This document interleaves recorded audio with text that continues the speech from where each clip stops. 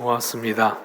찬양으로 영광을 돌리고 기도하여 하나님 앞에 열린 문으로 기도하는 저녁 시간, 은혜의 시간이 되기를 바랍니다. 코로나 때문에 많이 못 나오셨어도 오신 분들이 우리 교회를 대표로 하는 기도 대장들이 되시기 바랍니다. 옆에 계신 분들에게 늘 강건하세요. 늘 강건하세요. 늘 강건하세요. 오랜만에 수요일에 다시 평신도 신학이라는 제목으로 말씀 나누게 되었습니다. 오늘은 5번째 시간으로 죽음과 그 이유라는 제목으로 말씀 나눌 텐데요.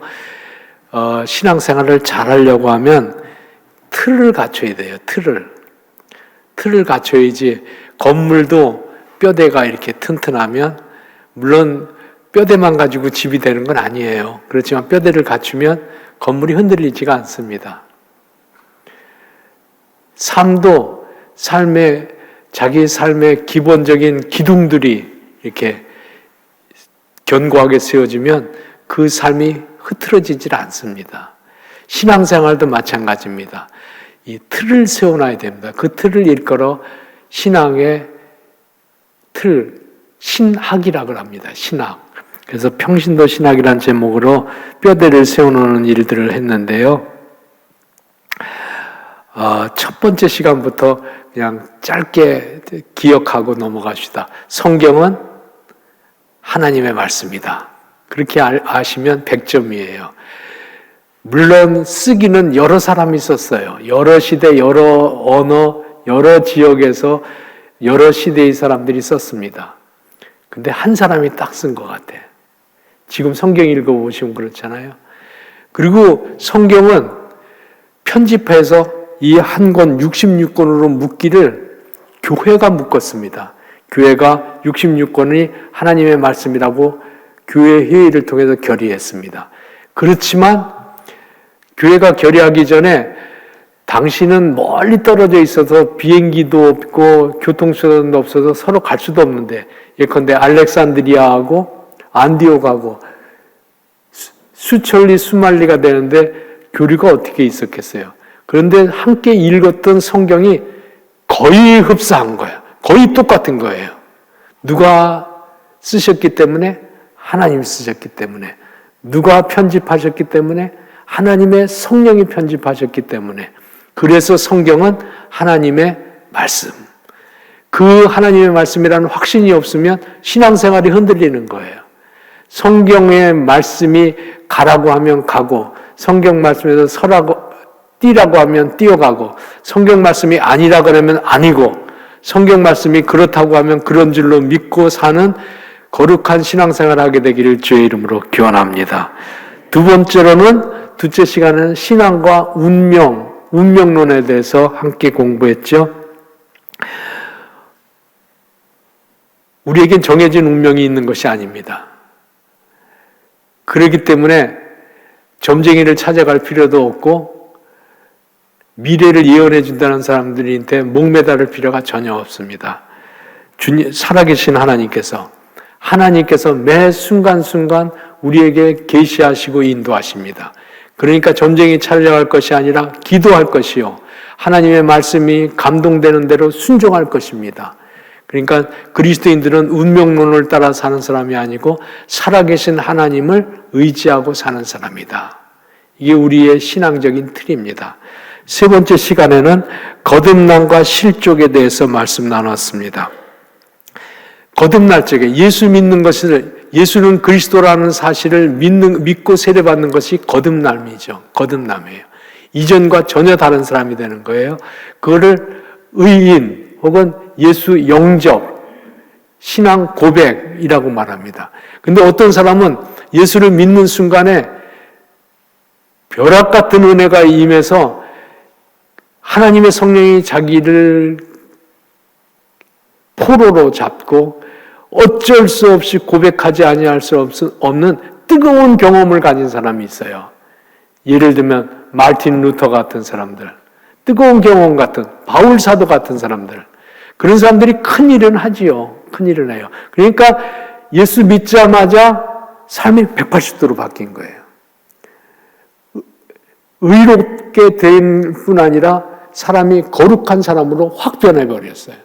그런 사람이 있는가 하면 어떤 사람은 칼빈처럼 예수를 믿고 연구하고 성경을 순종하다 보니까 거룩한 사람으로 바뀌어. 그래서 칼빈은 의인과 성화를 둘로 나누었습니다. 루터는 둘을 하나로 나왔습니다.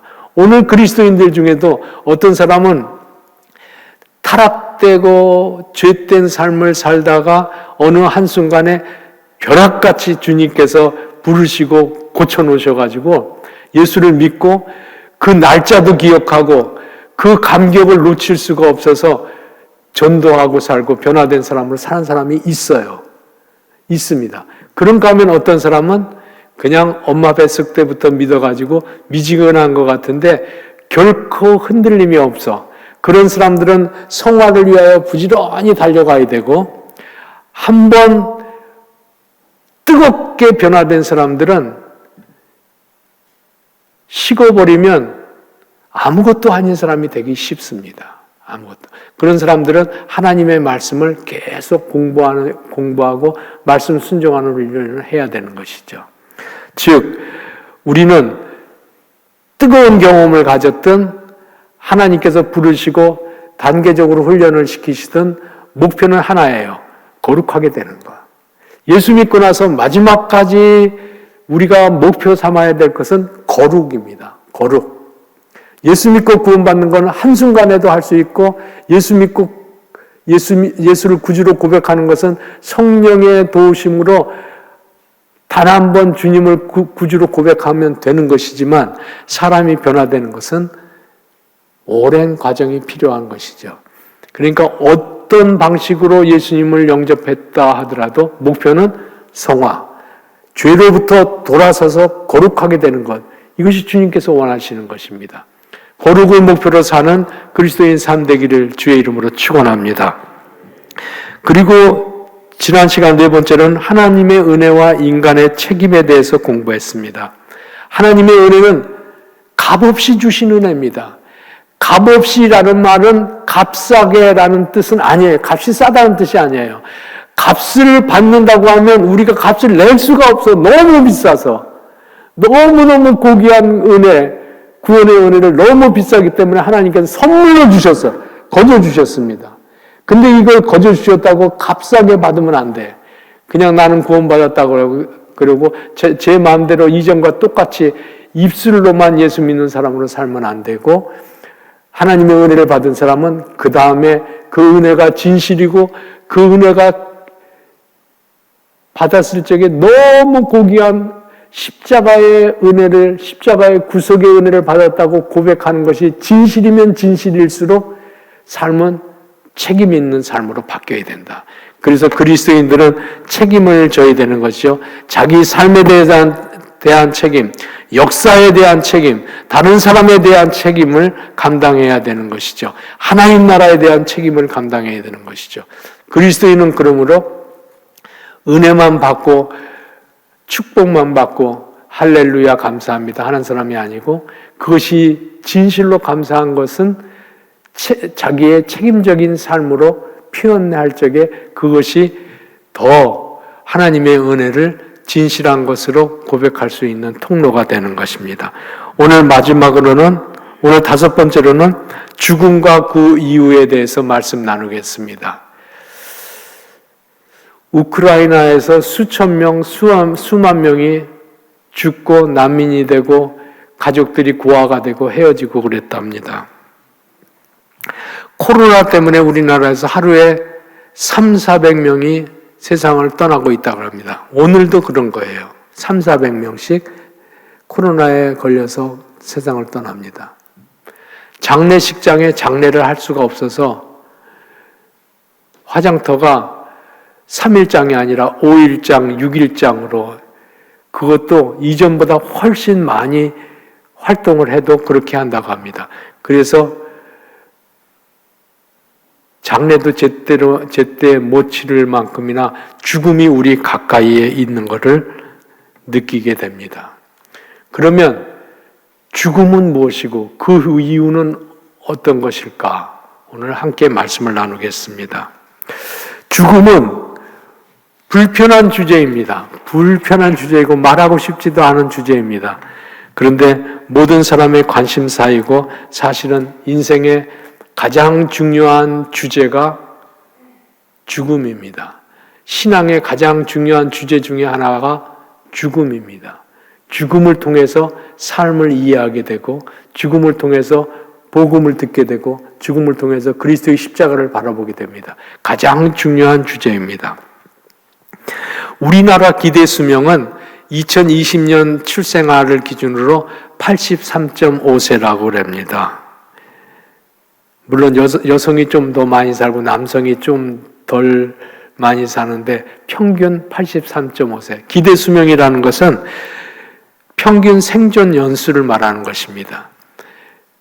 2020년 태어난 아이들은 그들의 생애가 특별히 무슨 사고가 생기지 않는 한 83.5세쯤 산다는 거예요. OECD 국가 중에 우리나라가 현재 2등입니다. 2등. 1등은 일본이에요.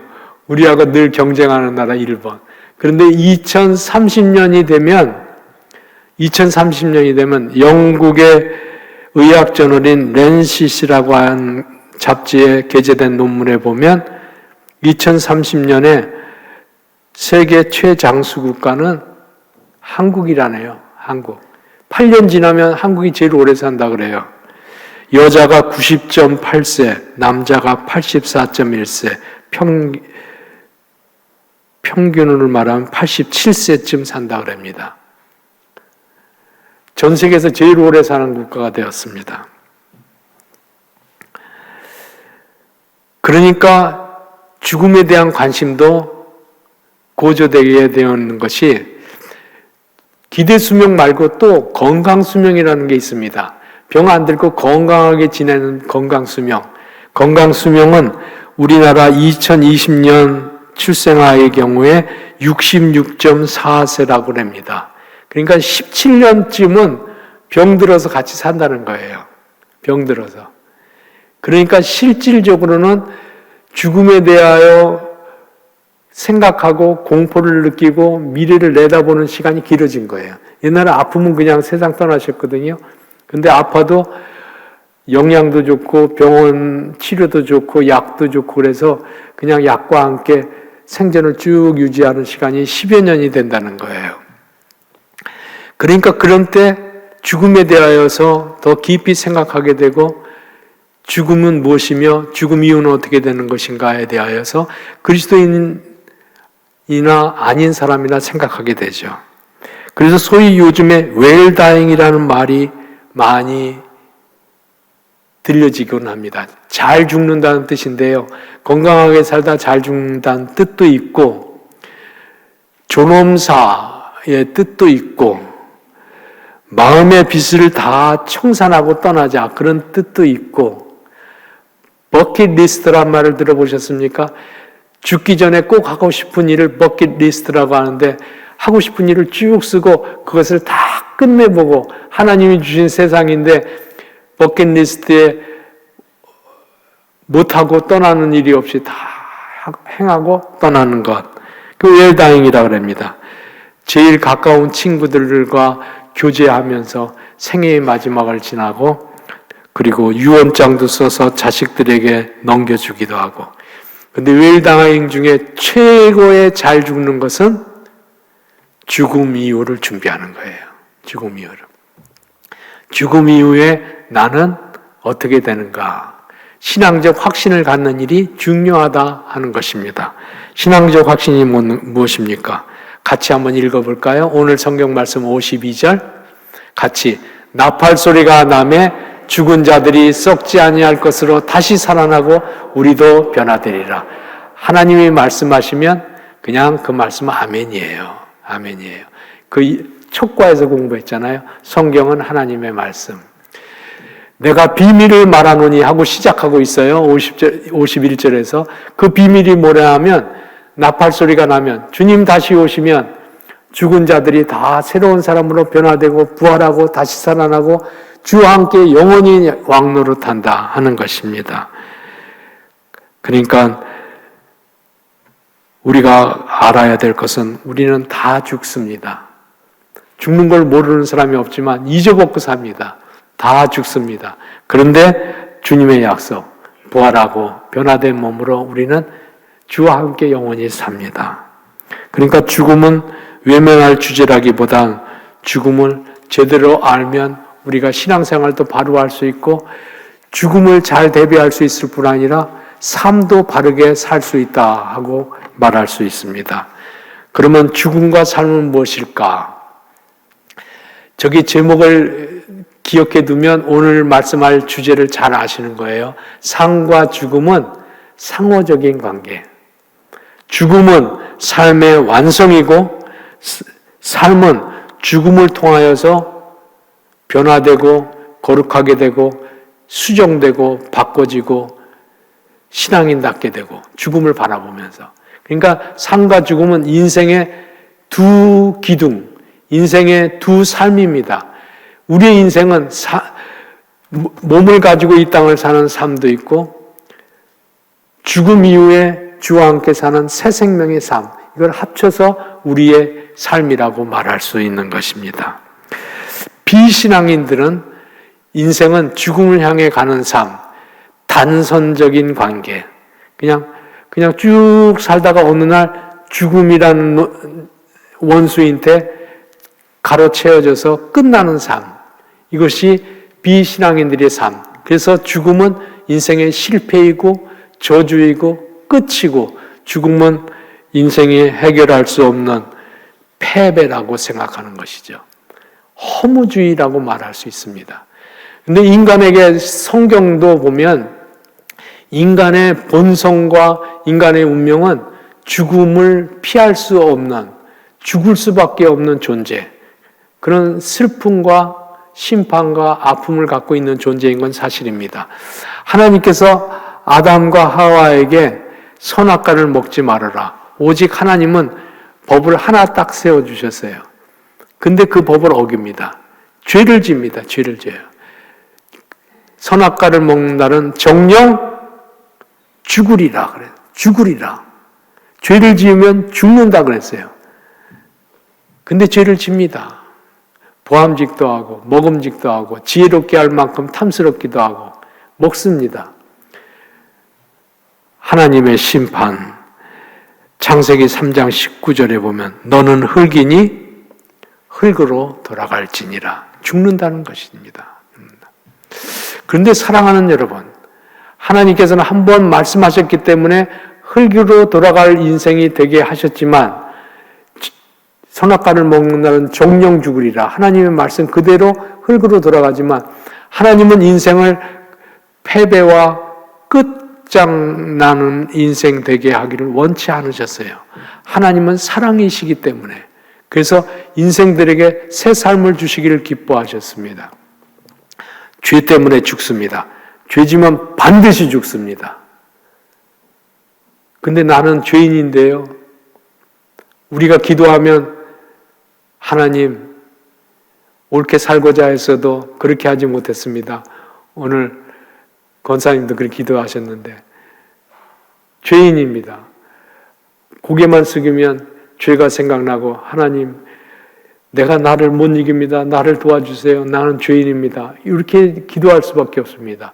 그럼 죽을 수밖에 없다는 것이죠. 근데 하나님께서는 그런 인생들을 사랑하셔서 죽음에서부터 건져내 주시려고 가죽옷을 입혀주시고 수치를 가려주신 거죠. 그리스도께서 십자가에 죽으시고 저주를 가져가신 거지요.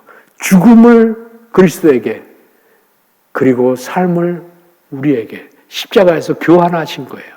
교환하신 겁니다. 우리에게 영생을 주시기를 작정하셨습니다. 그래서 하나님이 사람의 몸을 입고 이 땅에 오셨습니다. 성육신입니다. 그래서 그리스도께서 십자가에 죽으셨습니다. 유월절 어린 양이 되셨습니다. 그렇지만 그리스도께서 부활하셨습니다. 부활의 첫 열매, 우리도 부활하는 것을 알게 하시려고 하나님이 세상을 이처럼 사랑하사 독생자를 주셨으니 이는 저를 믿는 자마다 멸망치 않고 영생 얻게 하려 하심이라. 믿는 자마다 영생 주시려고.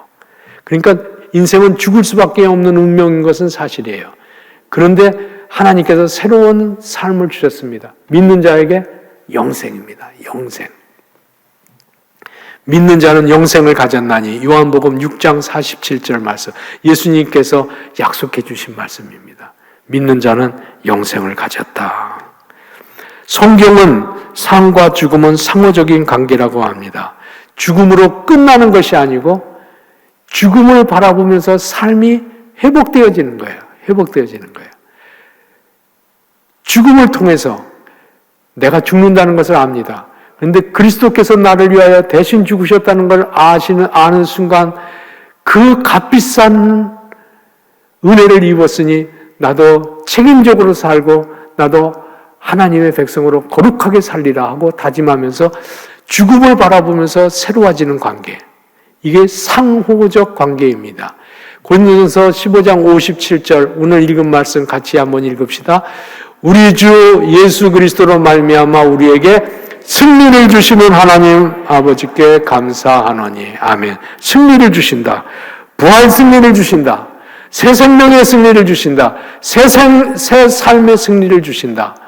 그러니까 죽음을 내다보는 사람들이 그리스도의 십자가를 통해서 영원한 생명을 하나님께서 나를 위하여 예비해 주셨다는 걸 알 뿐 아니라 그거를 아는 사람들이 이 땅에서의 삶을 새롭게 산다는 말씀입니다.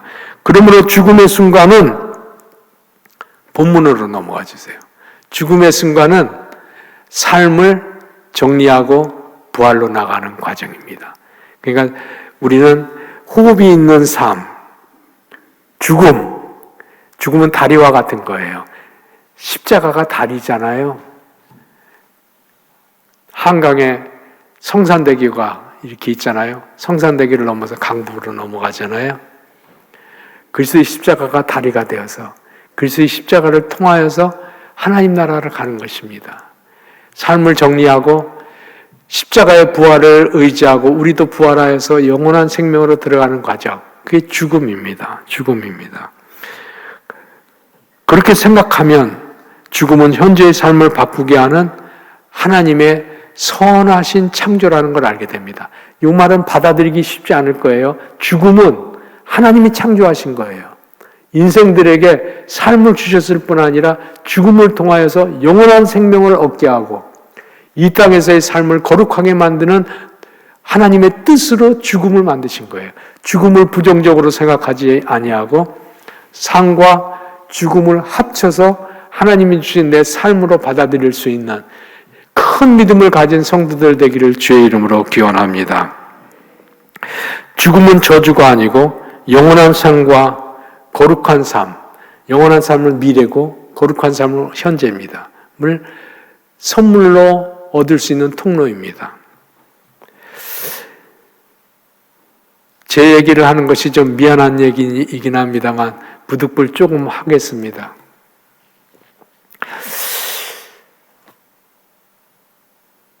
누구라도 그렇지만 자기 삶을 성실하게 열심을 다해서 성공적으로 그리고 뭔가 성과를 낼 수 있도록 살려고 애씁니다. 직업적으로 애쓰기도 하고 학문적으로 애쓰기도 하고 인간관계에서도 애쓰는 것입니다. 근데 최선을 다해서 노력하는 것은 어디를 위해서입니까? 이 땅의 삶을 위해서입니다. 이 땅의 삶을 위해서 최선을 노력하는 거예요. 근데 자칫 세상의 성공과 세상에서의 목표를 달성하려고 애쓰는 동안에 초점이 나 중심, 내 생각 중심, 내 판단 중심, 내 마음이 가는 것대로 가다 보면 그만 세상이 거의 100%이고 죽음 이유를 깜빡 놓칩니다. 깜빡 놓칩니다. 그러다 보면 한참 세월이 지나가다 보면 끝이 가까웠다는 것을 알게 됩니다. 그때 돌이켜보면 지나간 날들의 삶은 다 죄로 가득하네 하는 것을 돌이켜보게 됩니다. 죄가 다른 것이 아닙니다. 자기중심주의가 죄입니다. 자기 열정, 자기의, 자기 최선, 그게 죄입니다. 그게 죄입니다. 하나님은 그것을 원치 아니하고 하나님과 교제하기를 원하고 하나님이 기뻐하시는 것을 행하기를 원하는데 세상에서의 성취와 성공을 위하여 열심히 달려오다가 시간이 지나가다 보면 지나간 날 내가 산 것은 하나님의 말씀으로 산 것이 아니고 내 의지로 살고 내 선의로 살고 내 열정으로 살았다는 것을 알게 됩니다. 그러면 껍데기 인생이라는 걸 알게 됩니다. 하나님 앞에서는 부끄러운 인생이 되는 거죠. 부끄러운 인생이.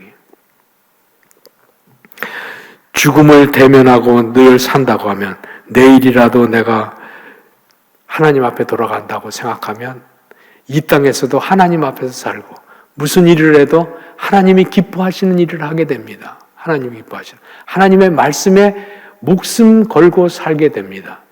근데 그렇게 안 살았습니다. 그렇게 안 살았습니다. 목회를 해도 그랬습니다. 목회를 해도 어떻게 하면 목회를 잘할까? 어떻게 하면 설교를 성도들이 잘 알아들을 수 있게 말할 수 있을까?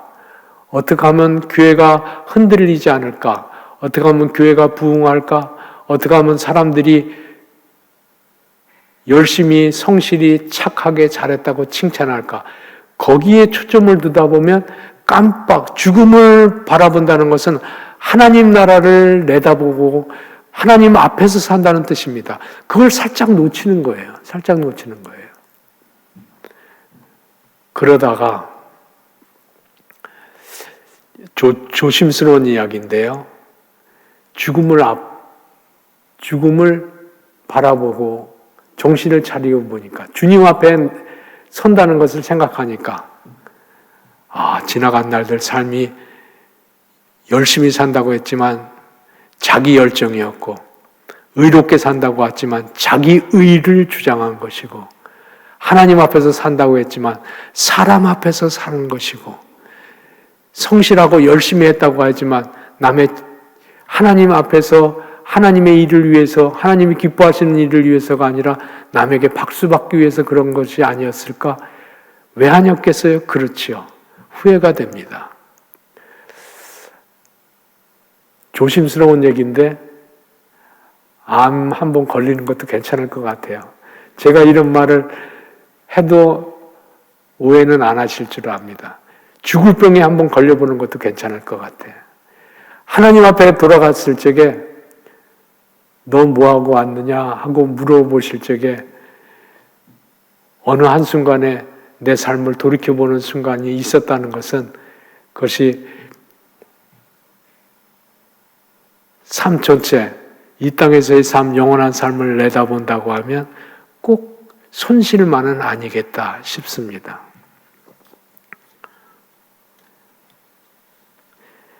예수님이 이런 말씀하셨어요. 무엇을 먹을까, 무엇을 마실까, 무엇을 입을까 염려하지 말라. 그게 잘못한 거예요. 뭐 입고 먹고 마시고 자식들을 먹이고 그리고 돈을 벌어서 교회를 섬기고 다른 사람 돕고 그것이 뭐 잘못된 일이겠어요? 잘못된 일 아니거든요. 그런데 예수님은 이렇게 말씀하세요. 너는 먼저 그의 나라와 그의 나라가 하나님 나라예요. 영원한 생명 나라예요. 죽음을 얘기하는 거예요. 죽음이요 하나님 나라를 얘기하는 거예요. 그러니까 이 땅의 삶만이 아니고 하나님 앞에서의 삶, 하나님 나라와 그의 의를 구하라. 하나님이 기뻐하시는 의를 구하라. 그리하면 이 모든 것을 무엇 마실까, 먹을까, 입을까, 성공할까, 자식 키울까, 세상에서 책임을 잘 감당할까 하는 건 도와여 주신다. 하나님이 도와여 주신다. 이 땅에서의 삶도 소중하게 여기시고 영원한 삶도 늘 기억하고 사는 참 신앙의 삶이 되기를 주의 이름으로 축원합니다. 마지막으로 그러면 성경에서 죽음은 무엇이라고 말하는가? 성경에서의 죽음은요, 두 여행 사이의 문이라고 말해요. 두 여행 사이의 문이라는 건 뭐냐면 이 땅에서의 삶, 영원한 삶, 그 사이에 문이 있는 거예요. 집에서 바깥으로 나가려면 문을 열고 나가잖아요. 그 문이 죽음이란 뜻입니다. 나를 위하여 살던 삶, 세상에서 살던 삶에서 하나님이 기뻐하는 삶, 하나님이 기뻐하시는 또 다른 영원한 생명을 향하여 나아가는 그 사이의 문이 죽음이에요. 죽음. 그러니까 죽음은 우리의 삶을 완성시켜주는 통로이지 저주가 아닙니다. 죽음을 늘 기억하고 사실 수 있는, 죽음 때문에 삶이 거룩해지고 이 땅에서의 삶이 죽음의 순간에 완성되어지고 하나님 앞에서 부끄러움 없이 서는 통로가 될 수 있게 되기를 기원합니다. 두 여행은 육신의 삶, 이 땅에서의 육신의 삶, 그리고 하늘나라에서 영원한 삶, 이게 두 여행입니다. 우리는 그러니까 두 삶을 사는 거예요. 이 땅만 사는 것이 아니에요. 요 말을 하려고 하는 거예요. 이 땅에서만 사는 것이 아니에요. 영원한 삶이 또 있습니다. 그 사이에 문이 있는 것이고요. 이 둘 사이가 상호적 관계로 사는 사람이 바로 사는 사람이고 올바른 그리스도인이고 그렇다는 거예요. 그러니까 세상에 너무 몰입하다가, 세상에 빠져있다가 다가오는 영원한 세상을 깜빡 잊어버리고 소홀하는 삶도 한쪽만 산 삶이고, 뒤집어 말하면 현재의 삶을 무시하고 저 세상만 가려고 하는, 저 세상만 바라보는 피한적 신앙도 반쪽만 사는 거예요. 우리는 다가오는 세상도 소중하게 여기고 이 땅의 삶도, 현재의 삶도 귀하게 여기는 두 삶을 살 줄 알아야 되는 것이죠. 그러면 두 삶을 산다고 하면 죽음 이후는 우리 어떤 존재가 되는 것인가? 죽음 이후는 성경 말씀은요, 우리가 3차원의 세계에 살기 때문에, 3차원의 세계라는 것은 시공간의 제약을 받고 살고 오감, 우리의 감각을 가지고 살고 있기 때문에 우리가 이해되는 범주 안에서 이해될 수 있는 말로 성경은 써 있어요. 그런데 죽음 이후의 영원한 삶은 더 이상 3차원의 세계가 아닙니다. 시간과 공간과 오감의 제약을 받는 곳이 아닙니다. 성경 말씀대로 하면 예수님이 이런 비유 말씀하셨어요. 사두개인이, 부활이 없다고 하는 사두개인이 부활하면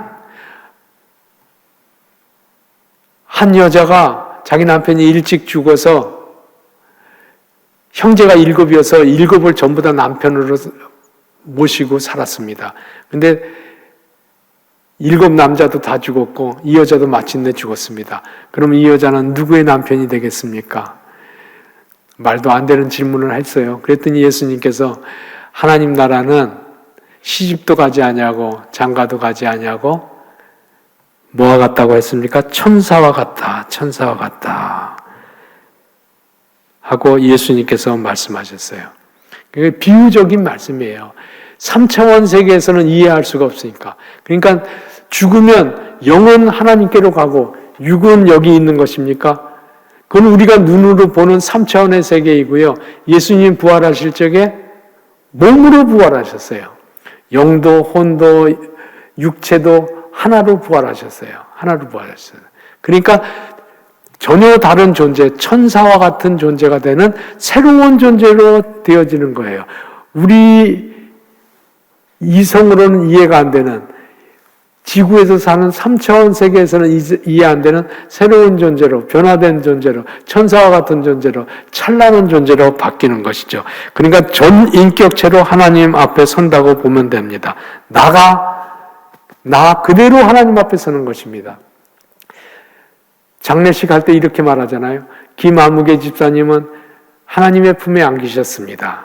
그때 하나님의 품에 안겼다는 것은 영원히 안겼다는 뜻만이 아닙니다. 영혼도 육체도 다 함께 하나님 품에 안기셨다.